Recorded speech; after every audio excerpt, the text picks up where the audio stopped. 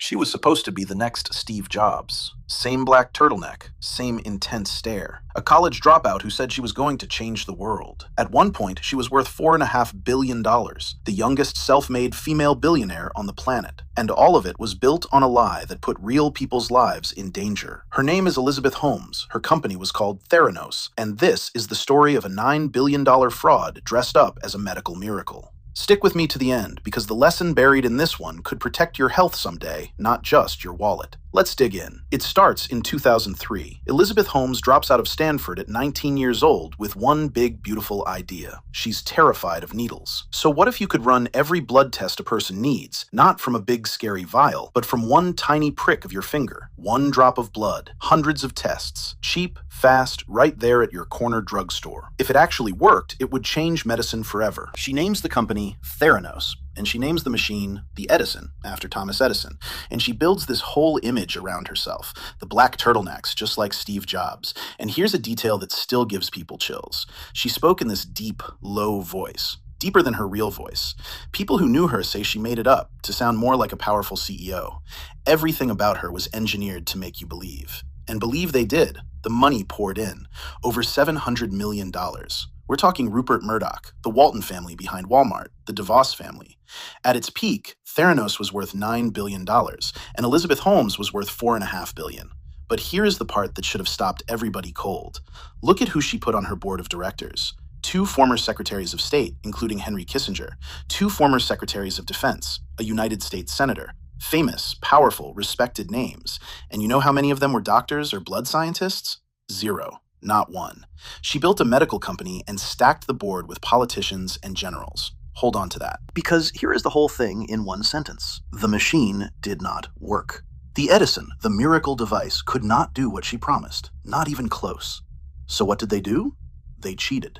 Behind the curtain, Theranos was secretly running most of its tests on regular, off-the-shelf commercial machines, the same ones every other lab uses. And to force one drop of blood to work on machines built for a full vial, they watered it down.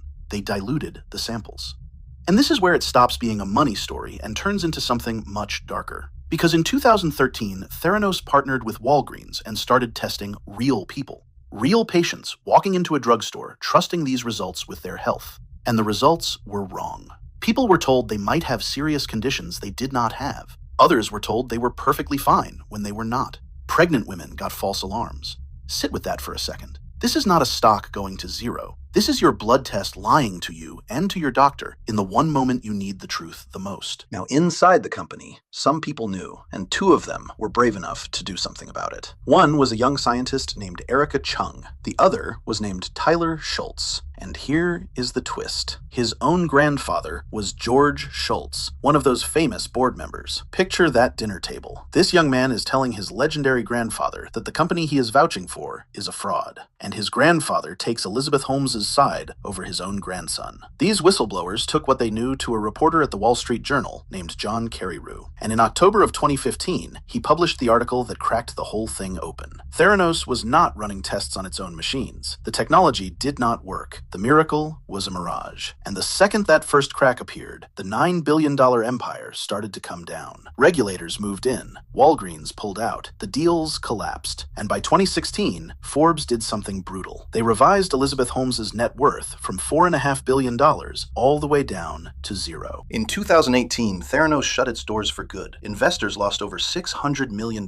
And Elizabeth Holmes went on trial. In January of 2022, a jury found her guilty on 4 counts of fraud. She was sentenced to 11 years and 3 months in prison, and she reported to a federal prison in Texas. Sunny Balwani, her partner in the company and in her life, got almost 13 years. So what do you actually take from this? Because it is bigger than one woman in a turtleneck. Number 1, a famous name is not proof. Everybody saw Henry Kissinger on that board and just assumed somebody smart had checked the science. Nobody had. Pedigree is not expertise. When you're trusting something that matters, ask who actually verified it, not who is famous enough to be attached to it. Number 2, be very careful of anyone who will not show you how it works. Theranos hid its machines, called everything a trade secret, and attacked anyone who asked a real question. Real things can survive a hard look. If someone needs you to just believe and won't let you check, that is your warning. And number 3, the big one. Fake it till you make it might fly for a pitch. It does not fly when real people are counting on the thing being real. Holmes sold a dream, and the bill came due in other people's blood. I spent 27 years running into burning buildings, and I'll tell you, you do not fake safety and you do not fake the truth when a life is on the line. Neither does money, and neither does medicine. Theranos is buried now, one of the most expensive lies in history. This is the money graveyard, where we dig up the fortunes that died so yours doesn't have to. The next fortune we bury was once the most admired company in America, 7 years running. It was also one of the greatest magic tricks ever pulled. That's Enron, and it's right here on the channel. I'll see you there.